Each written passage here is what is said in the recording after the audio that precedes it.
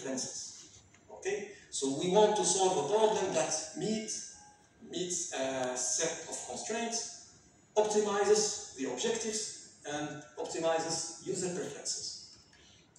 So I will give you through the following chart what I mean by an application. And we talk about combinatorial application or combinatorial problem because my work is more on a discrete environments. So basically we have a set of possibilities or set of alternatives, and we are looking for the one that meets the constraints and optimizes the objectives and preferences. So for instance, assume we have a given problem, any problem, scheduling, timetabling, vehicle routing. It is about optimizing objectives. So in the example here, I have two objectives that I want to optimize. So with these two objectives, I can plot a set of points. Each point corresponds to the value of both objectives. For example, if we talk about a roadmap, so one point, for instance, will give me two values here because we are in two-dimensional space. The value of the roadmap according to the first and the second objective. It can be distance, it can be fuel consumption, it can be time, it can be safety, any other objective. So, in addition to optimizing the objectives, we need to meet a set of constraints. So, for instance, if we talk about finding the shortest path from this location to Regina, for instance, so you are not going to draw a straight line. You need to follow roads, and some roads maybe are not feasible or small, or you have a bridge, you cannot cross it with the track, for instance. So you need, in addition to optimizing the objectives, you need to meet a set of constraints. So when we start here with a two-dimensional space with all the possibilities, once we apply the constraints, we restrict all the alternative inside the circle that you see here. So we have what we call the feasible space. Anything inside this feasible space is a feasible solution, a solution that meets the constraints. Now, if we want to meet the constraint and optimize the objective, then, for instance, we want to reduce the cost and maximize profits. So in many, we were talking with the president of the university, and he was referring to the cost that some neglect when doing a project or solving a problem. So in general, we always have a cost to minimize and the profit to maximize. So now when we solve the problem, we need to find a solution that is within the circle, but optimizes cost and profit. So basically, we will be looking for what we call a Pareto front. If you have one single objective, you will have one optimal solution. If you have two or more objectives, then you might have more than one alternative or more than one optimal solution. Why? Because your objectives can conflict with each other. So, for example, you can by maximizing the cost, you might affect the profit and vice versa. So we might have a set of alternatives, all are optimal, but they are not comparable to each other. And this is the problem when you are solving a real-world application. So why I call it a problem? Because at the end, if I have to solve this problem for a company, then I will give them what you see here on the bottom here, the set of alternatives. But the set of alternatives can be exponential in size. So we might talk about 10, 100, 1,000. So imagine I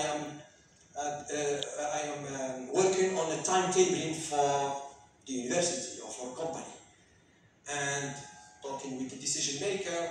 So I get the constraints, I get the objectives, and then I solve the problem, and I will give them 1,000 possible timetables. And then I will tell them, okay, all these 1,000 are optimal, but you cannot compare them to each other. So the decision maker here is left with 1,000 alternatives, but they cannot know which one to choose from. So we add another level, and this is a new in solving this type of problem that are called multi-objective optimization problems. We add another level that corresponds to the user preferences or the decision maker preferences. So we always have to separate the preferences from the other objectives. Okay? So we try to elicit the preferences from the user, and sometimes this is not an easy task. So by adding the user preferences on top of constraints and objectives, we can reduce the set of Pareto optimal solution to a few solutions. Okay? So by doing an interrogation, or we can use another mean to get the preference from the user, we can restrict the set of Pareto optimal solution to a few, so we will know that what are the couple of best options that we can provide to the decision maker. So the presentation will be focusing on the different part of this problem and how to solve it using AI techniques. So basically, as I said, we are looking for the best compromise. Yeah. Now, multi-objective optimization can appear in a wide variety of real-world problems. Even as in our daily life, implicitly we are tackling multi-objective optimization. So an example that I used to give to my students is, take the example on the left. We as a human being, we have this dilemma of, we try to work less and get more money. So usually this is what people do. So you are looking for a compromise between the two. So how can I work less and get more money? It's a human nature. I know usually we are asked to work hard, but in general, and if we have a constraint in the middle, it should be a legitimate job. If you are selling drugs, of course you get a lot of money. I mean, we talk about legal job, how can you work legal job, and at the same time work less, and these are conflicting objectives, because usually the more you work, the more money you get. And the same when it comes to students. So students also have a dilemma that they try to work less, they manage their work time, so work less but get higher grade. This is also fair, as long as you are respecting the rules that you can see inside the circle. I give you another example here, the COVID dilemma. So we have all experienced the COVID pandemic, and governments and decision makers, they are left with the dilemma of dealing with two objectives: a healthy economy and healthy people. Because if you open things, of course you keep the economy going, but you might make the disease even worse. So this will spread more. If you close, okay, so you will reduce the pandemic, but of course you will affect the economy. So you have to find a trade-off between the two. And this is what decision makers in any country, in most of the countries, use in order to find the best compromise. Open a little bit, but at the same time control the spread of the disease, so it does not exceed a certain threshold according to the capacity of hospitals. So this is another real-world example. Now I will move on to some of the projects I worked on that are related to multi-objective optimization using user preferences. So I mentioned the example of vehicle routing, and this is a concrete problem that I have worked on with a local company in this country. So more precisely, the problem is about transporting merchandise between two locations in North America. And the way things work is that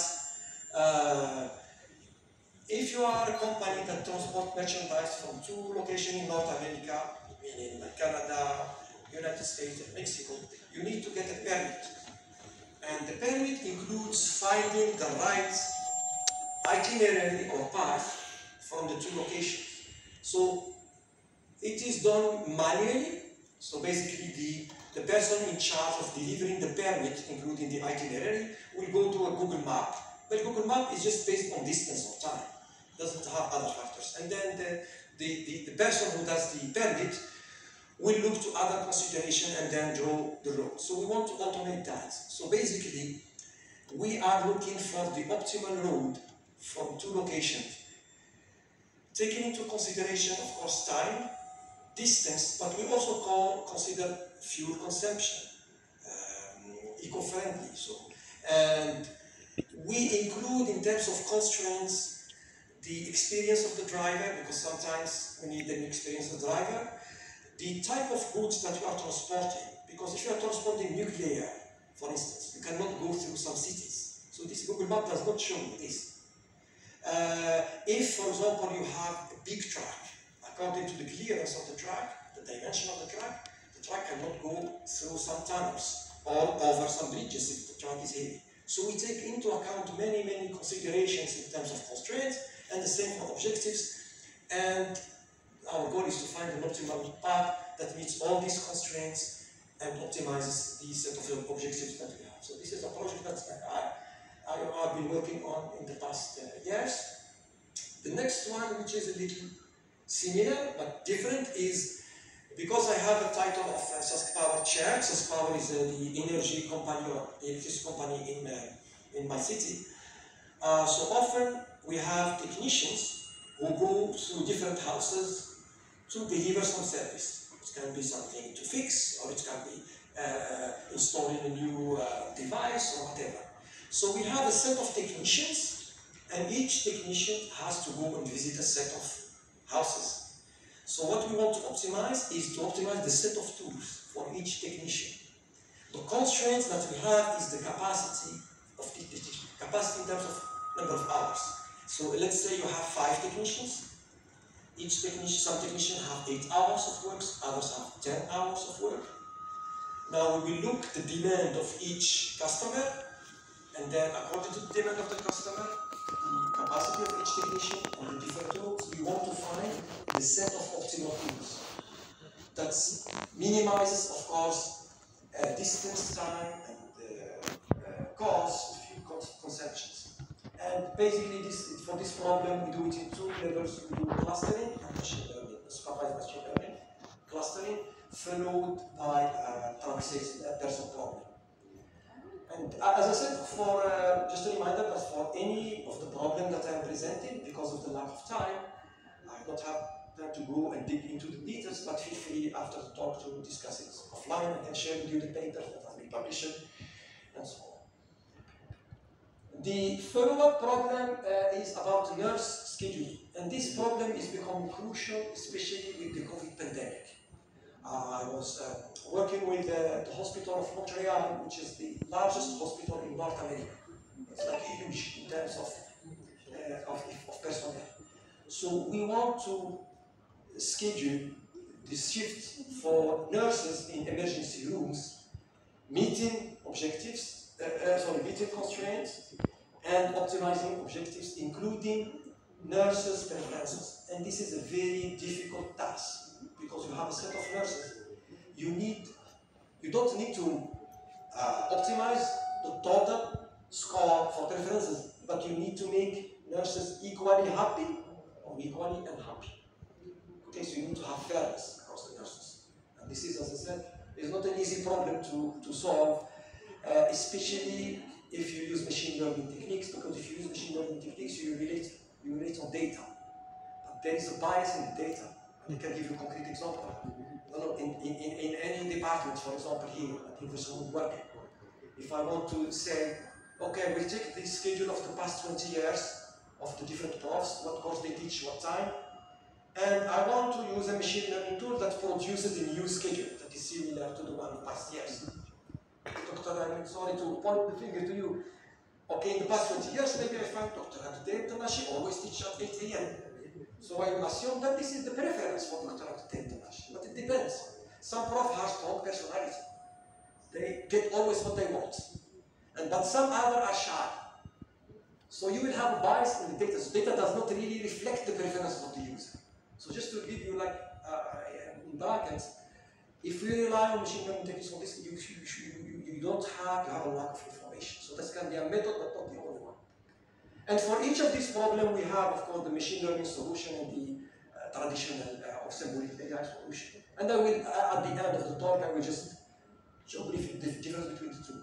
This is another problem that is about using aerial and ground robots to eliminate weeds from crop fields in my province, Saskatchewan, as well as in North America in general. So basically, the idea is to send a set of drones to explore like farm fields and detect area where there is weeds to eliminate. So in this first step, the goal is to detect weeds and build a map accordingly. So we use clustering for different weeds. And of course, we have a set of objectives to optimize. So flight time, energy consumption, field coverage, and then we have constraints, because in Canada, same as Algeria and other countries, so you have some government regulations about drones, what altitude and other things to consider, no-fly zone and so on. So basically the idea is to send a set of drones, and the drones collaborate with each other. So they work almost autonomously, but we always have a man in the loop. Because nowadays when we talk about AI, we don't want a system to be fully autonomous. We always want to have what we call a man in the loop. Because we cannot trust AI 100%. We should always have someone. And this is what you see in green here. And otherwise, the drones work independently. If one drone is down, the other drones can call a new drone to come. And while in their mission, they can go down, recharge, and come back and keep going in their mission. So the second step for this same project is after we build the map with the different area where there is weeds, we send aerial and ground robots to eliminate weeds. Because sometimes it's easier to eliminate weeds using ground robots, but otherwise we use drones. And we have, similarly, we have objectives to optimize, like of course total spray time. We need to reduce the amount of pesticide that we use. So we use pesticide, like chemicals. We also use laser and manual removal.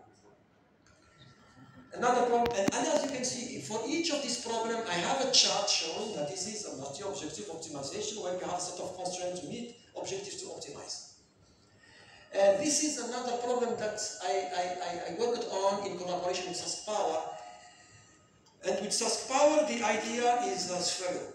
So we place smart devices in each home to monitor the consumption behavior of each household.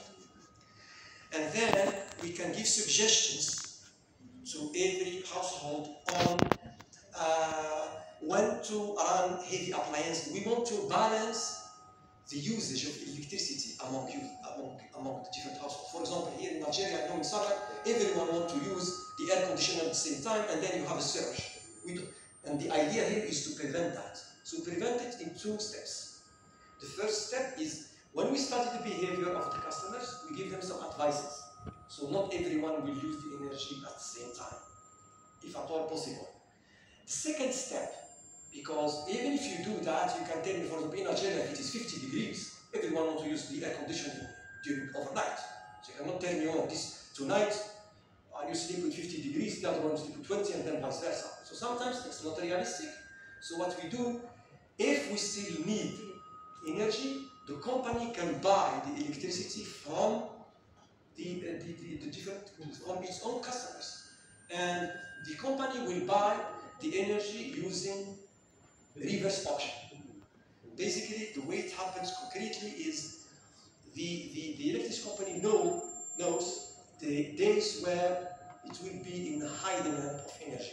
So what they will do, they will have like a timeline over, for example, a day, and then they will segment it in 15 minutes. And they will put the demand of energy or electricity for each 15 minutes. So for example, the company will say from 8 a.m. to 8:15 a.m. I need 1 million kilowatts, for example. Then you will have customers.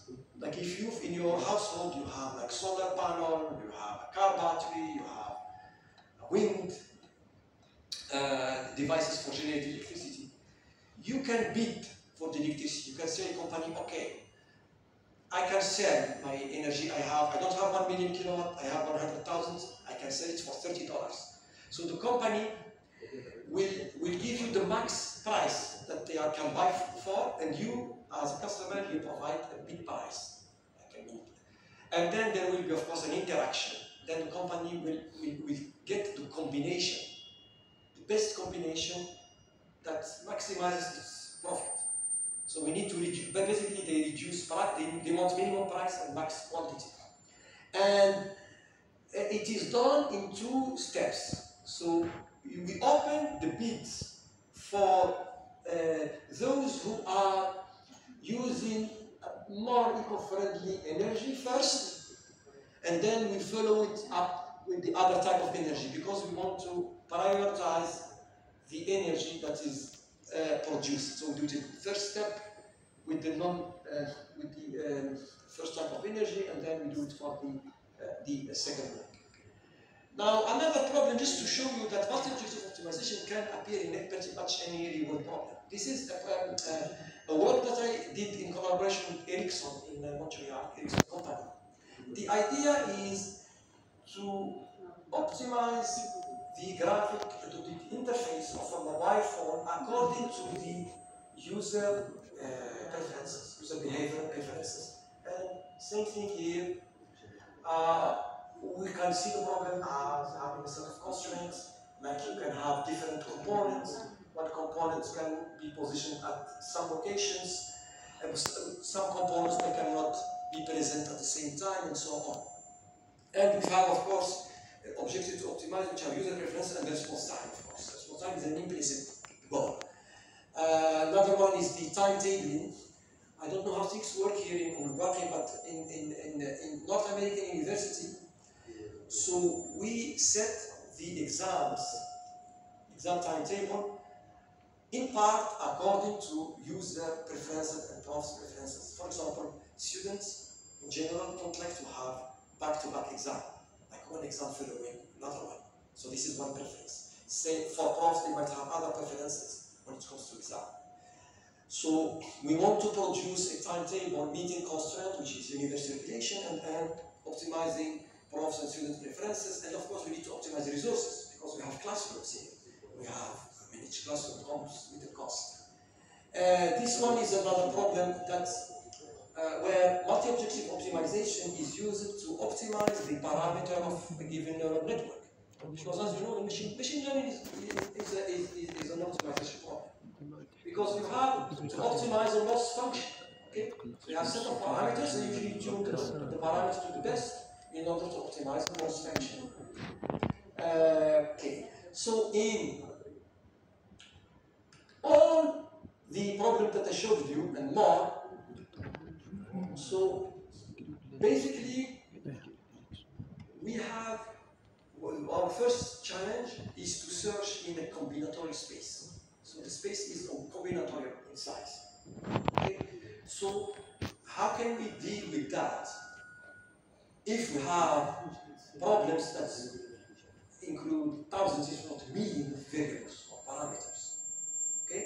That's one problem that we need to deal with. So how can we deal with the exponential running time in practice? Okay? And for that, I will just briefly show you some systematic search technique. What I mean by systematic search technique is exact methods. A method that guarantees the feasibility or the optimality of the determined solution. Okay? So if you have one single objective, it will guarantee that this is the optimal solution. It cannot get better. Okay? So but of course, on the other hand, systematic search techniques are very expensive. And because of that, we can use alternate techniques. So instead of using an exact method, systematic search method, we use an approximation method that trades the quality of the solution for the running time. Instead of getting the optimal solution, if this requires years, you can get something close to the optimal in seconds, for instance. So depending on the decision maker, this might be a good deal. And for that, I will cover the second part that consists in mechanistic methods. So the first method, guaranteed the optimality, but they're expensive. Second one, fast, no guarantee of the optimal solutions. Now, in addition to this running time, we also have to deal with the dynamic nature of most of the problem. So if we talk nurse scheduling, we might set the problem, okay, I have 20 nurses. let's do a schedule according to 20 nurses. What happens is, after you do a schedule that is optimal, one nurse is sick, which happens. In COVID, you know, it was highly dynamic. Sometimes you have half of the nurses have COVID, and you need to replace them. But when you replace them, you are not going to say, oh, okay, so I will take my time, I will look for an optimal solution with the new set of nurses. It might take hours, and you need nurses right away. So you need to revise your optimal solution in real time. So, and we talk about incremental solving of the problem. So you start with your optimal solution. If it is infeasible, you try to restore the feasibility and then get a new optimal solution. So I'll show you some methods for that. The next one is, as I mentioned to you in the first slide, how to add references on top of the other objectives, and how to represent them. How to represent it. When I say, well, I will interrogate the decision maker and get references from decision maker. How exactly are you going to do that? How exactly I am going to elicit the references, and how do I represent them? Next one is the robustness of the solution. So in addition to the dynamics of the problem, you might have incidents that happen. When you talk about vehicle routing, what if you have an accident?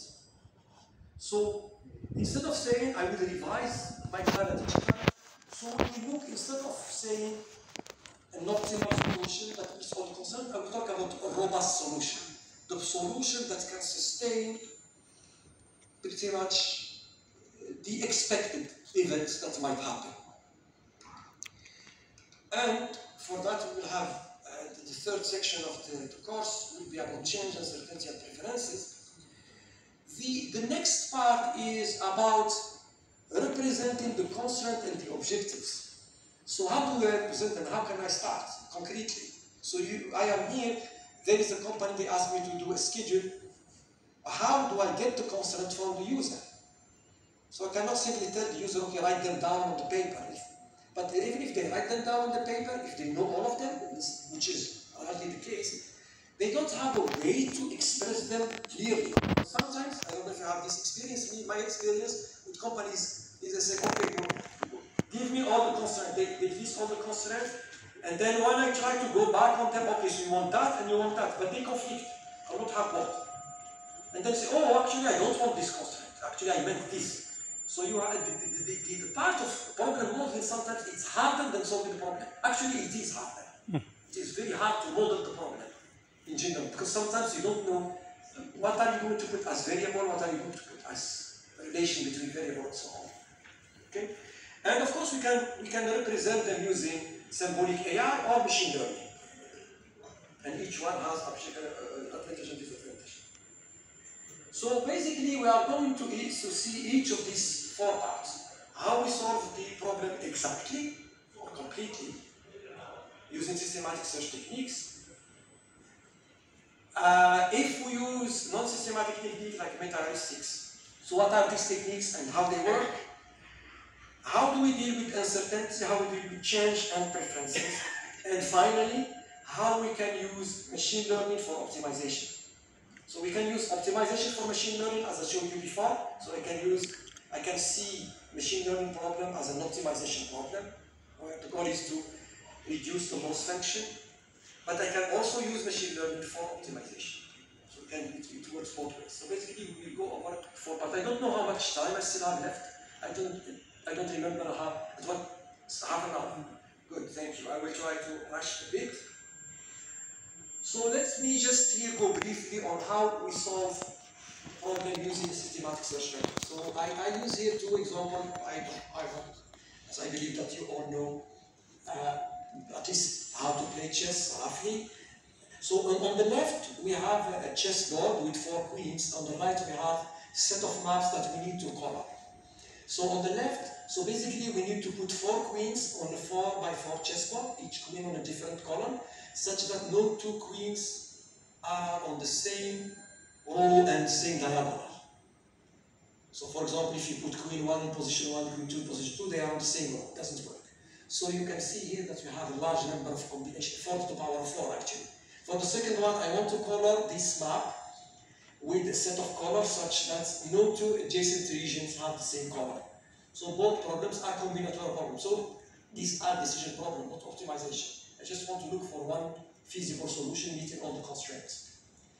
So I can represent the problem using the constant satisfaction problem paradigm. So when using constant satisfaction problem, you view any problem as problem with a set of variables, these are decision variables, a set of constraints between variables, and of course each variable comes with a set of possibilities. So for example, for the 4 queens, given that I decide to put each queen on a different column, then each queen has 4 positions, each of the 4 rows. And I represent the constraint symbolically.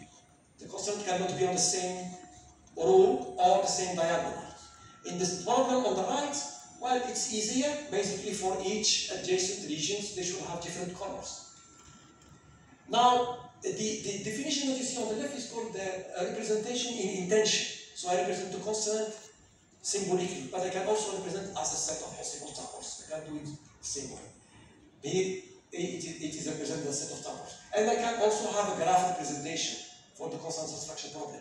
If you have binary constraints, otherwise you have hypergraph. The idea of having a graph is if the graph fulfills some properties, then we know that the problem is solvable in polynomial time, like faster, so I don't need sophisticated methods. But this is one of the advantages. And as I mentioned in the previous case, we defined in intention, here we defined in extension. And for example, if we try to find a solution here, well, this is one try, and we see here that there is violation because they are either on the same row or diagonal. Second one you see between the 2 regions 4 and 6, so there is a conflict. Now, this is a correct assignment that meets all the constraints. In the problem on the left, there is 2 solutions because if you rotate, you can get the second solution. The second one has a few more. Now, here is the deal, or here is the challenge. So, if you have a 4 queen 4 by 4 chessboard, you have 4 to the power of 4 possibilities. Okay, and there are only 2 solutions. Okay. The one on the left, you have 2 to the power of 6 possibilities. Basically, you have 3 colors that you can assign to each region. In general, if you have a CSP that have n variable and the domain size is d, you have d to the power of n possibilities, and this is huge. I mean, if you have a very large number of variables and a large domain size. So the goal here is we try first to solve the problem using systematic search technique, and we will see systematic search method, constant propagation, which is kind of a look-forward method that help me detect any bad decision earlier. So I will not spend my time on something that will not lead to a solution. And then we can do variable ordering because it depends. If you have, in the case of forking, it does not make sense, but for some problems, if you start a decision with a given order of variable, you might get a solution sooner. The second part is, well, if you cannot afford the exponential running time, I would go for a meta-heuristic. And the idea here is this combinatorial problem represented by CSP is known to be NP complete problem. NP complete means that it is a problem that requires exponential running time. Like, so far, people did not find a polynomial time solution for the problem. It does not mean that one does not exist. So I don't know if you know about the NP conjecture. These are problems that so far we do not have a polynomial time algorithm for solving them, like the graph problem. But we don't know whether one exists. And actually, this is a $1 million question by the Mathematical Institute in the United States. And you can try to see if you can find a solution. Basically, you need to prove whether there is actually a solution in polynomial time or not. I mean, if there is one, you need to show us which one. So it is one of the open problems. And every time we hear about, oh, someone had a solution, but they submit to the institute and they find the flaw in the. Actually, even my own student one time, he was a smart student and he find a solution in polynomial time for most problems, and he thinks that he solved the problem. But of course, when we look at carefully, we find that there are some tiny special cases where you cannot get it in polynomial time. But the thing here is, in polynomial time, there is another property that people neglect. Okay, so far it requires exponential time, but to solve the problem, to find a solution. But to check whether a configuration is a solution, this is easier and can be done in polynomial time. And all the approximation methods rely on it. So if you hear about genetic algorithms, Firefly, and you have people are more inventing names for animals rather than providing you a solution. They are all based on the same idea, which is randomly generate a configuration, doing some repair in order to improve your solution until you find your final solution. And you do this in iteratively polynomial time. And I can explain this even with using this example, for instance. So if I give you a configuration, this one or this one, can I give you this configuration, the one on the left, and I tell you, is this a solution or not? It will not be hard for you to find that it is a solution. Because what you are going to do, you are just going to go over all the possible pairs, n times n minus 1 over 2, where n is the number of variables. So basically you go over all the possible pairs and check whether they conflict or not. However, if I give you this and tell you, can you give me, thank you very much, can you give me a solution for the problem? It will take you more time. So it's easier for you to check whether the configuration is a solution than finding the solution. Okay? So that's why in one is to find the solution. It requires exponential time. In two, well, basically we start with a random configuration, check if there is conflict, try to repair it, and keep going until you find it. And I will show you an example with the fork queen. Another, or the last thing in this part, one thing in this part is, if your problem, when you are presented a problem with the graph, if your graph does not have a cycle, it can be solved in polynomial time. I showed you here the solution because of the lack of time.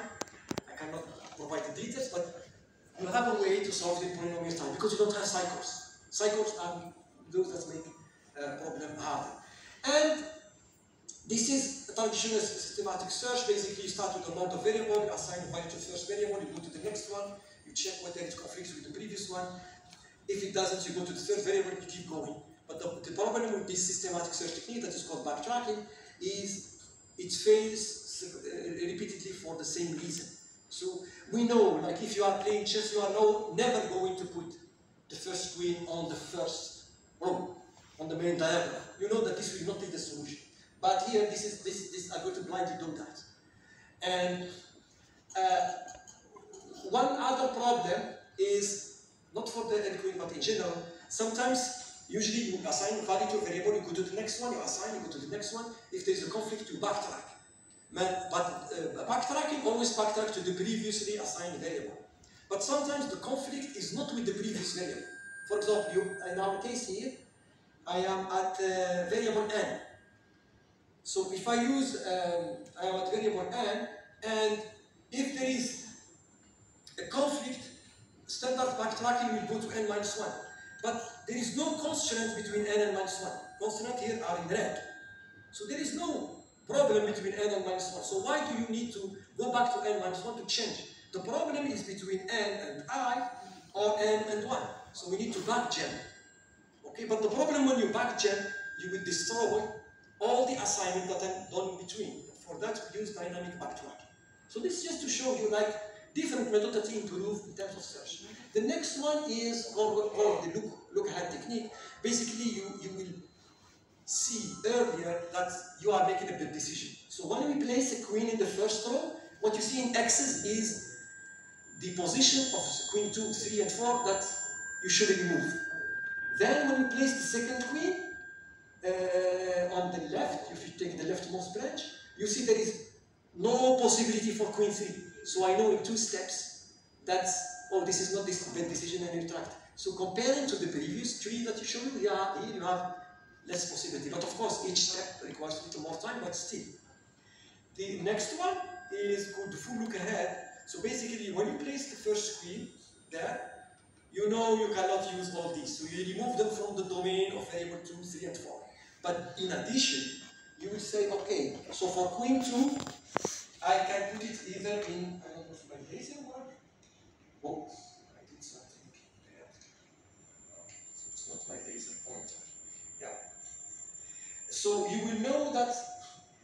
have 2 positions left for queen 2. But if you put queen 2 in position 3, then it will not work because it will be in conflict with the position. If you put a queen in for the second one, for the second column, basically if you put it here, if you put a queen here, so it will conflict with this position and this position. So you know that you cannot put anything here. So you have only 1 position left for 2. So we remove it. So we have only 1 position left for 3. Then we know that this position for queen 3 will not work because it does not have any possibility. And after that, we will know from the first step that this will not lead to a solution. So in 1 step I can do it, the second step I do. So basically we add constant propagation or look technique on top of the systematic search technique. Another one that we can use is which value to choose at each time and which variable to choose at each time. So usually we use the least constrained value and the most constrained variable. Why most constrained? So if there are a lot of conflicts, I want to know them sooner. I don't want to wait until the last variable and then you have a big mess. And how to define a most constrained variable? So usually most constrained can be seen as a variable that has few domain values. It can also be seen as a variable that is connected to the large number of constraints, or it can be a combination. And I did a work on that because we can also use machine learning to learn the hardness of this constraint, and then we can rank the variable accordingly. So let me move on now to the meta-heuristics. So we have seen exact methods briefly. Now we go to meta-heuristics. As I mentioned to you, meta-heuristics, the idea is simple. You are solving a problem, you randomly generate a configuration, check if there are conflicts, and then if there are conflicts, you try to reduce them, reduce until you get 0. But the problem when you do that, you can have what you call early convergence. So sometimes you converge for something and you are stuck. You can no longer improve. Or whatever you do, you always have to violate the constraint. So what you need to do, you need to add some randomness. So you should not always go for the best. Sometimes you just diversify. And when you use any meta-heuristic, again here, as I will show you a list, but there is a long list of meta-heuristics, including like nature-inspired techniques. They all follow the same idea. So it's not about the fly or the bird or the bee or the ant. It's about one strategy. How to balance, because you are searching randomly, not systematically. So you need to balance between 2. Focusing in an area, like doing an exploitation, because you believe that the solution is there, so you intensify the search in an area, but from time to time you diversify. You move to different regions that you believe they might have a solution. So, but in all the meta-heuristics, the best is to find a good compromise between the 2. Because if you do more exploration, you will have more opportunity to discover, but it will take more time. On the other hand, if you do more exploitation, you can have early conversions, and then you need to look for other areas. So you need to find, and we talk also about diversity and convergence. And I will show you a concrete example, basically the example that we have seen before. So if I have a poor diversity, I have some Pareto-optimal solutions, I mean converge to them, but I don't have all of them. So this is a poor diversity, because maybe the set of Pareto-optimal solution is 100, and I have only 3 that I will show to the decision maker. But maybe the decision maker will be interested in those that I didn't find. Okay, so this is a poor diversity. On the other hand, poor convergence means it's diverse, but none of the solution is on the red line. And you need to balance between the 2. Okay? Now, I put here just a list of meta-heuristics. So meta-heuristics, when we talk about meta-heuristic, we talk about 2 types of meta-heuristic: trajectory-based and population-based. Trajectory-based basically means, if you take the end queen, I start with a random configuration, one potential solution, and then I improve it. And I get another potential solution. Hopefully, it has less constant violation. Then I move to another. So you have trajectory. Basically, you have one solution that improves on one line. Population-based, you start with the population of potential solutions, and you operate on them. You get a new population, you operate on them, get a new population, and hopefully, at the end, you find one element of that population that is the feasible or the best solution. Now, if we talk about population-based, so usually we talk about nature-inspired techniques. We have techniques that are inspired by, that are bio-inspired or inspired by chemical events or social behavior or so on. So there is a large number of algorithms that we can classify. Some of them, they are redundant to each other. I mean, we know there is a paper, I can share it with you, an article showing the similarity between different techniques. Sometimes people, as I said, just invent words, not actual techniques. The key is, as I said, by balancing between exploration and exploitation, or diversity and convergence. But when you are using each of these meta-heuristics in discrete problems, because sometimes they are designed for continuous problems, when you use them for this position problem, you need to focus on two parts. How you represent your configuration, like your processor solution. So usually we have an array where each entry corresponds to the value of the corresponding decision variable.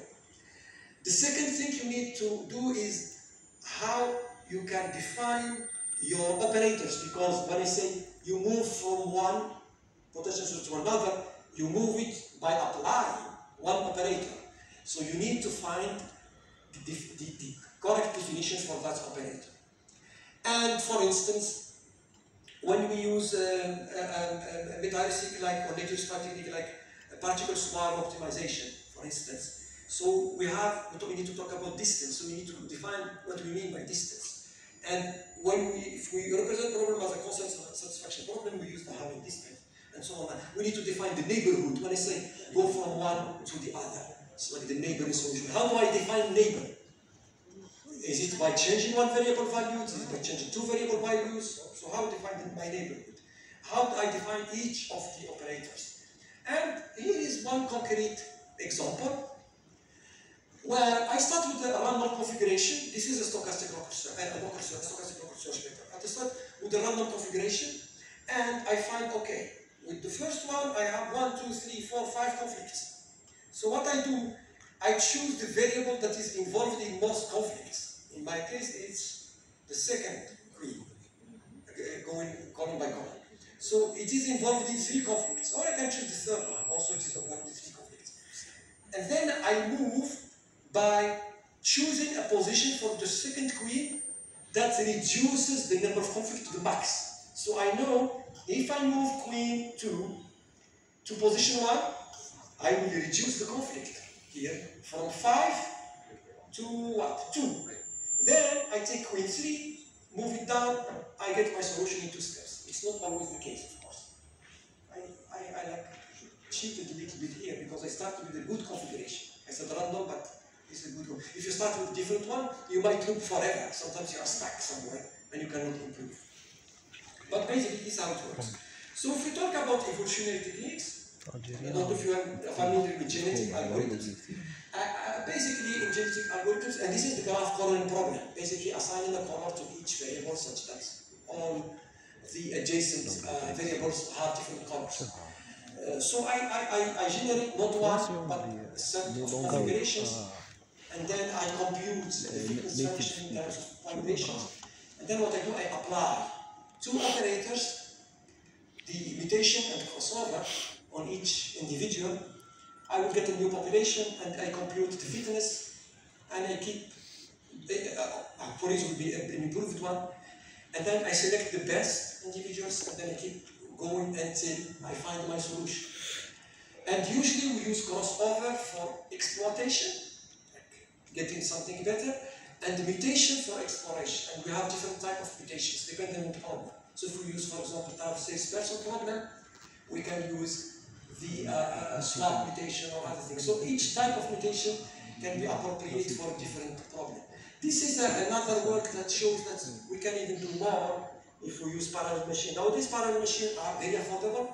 Like on my computer, I can turn my graphic card into 400 cores. And then I can use genetic algorithm in parallel. So basically you have each genetic algorithm will explore a certain region and share information with the other genetic algorithm in different islands. So basically you have communications between different islands. So they kind of solve the problem, learn and share what they have learned with the others. So again, here I have the paper, I can share it with you if you are interested. Now if we move on to a different metallurgistic, I just want to show you a couple of metallurgistics. The others, they are almost similar. The second one, instead of genetic, we use what we call swarm intelligence. Swarm intelligence is basically your population is a set of swarm, like a set of flies or a set of particles. And for each particle will move randomly as well as toward the best particle.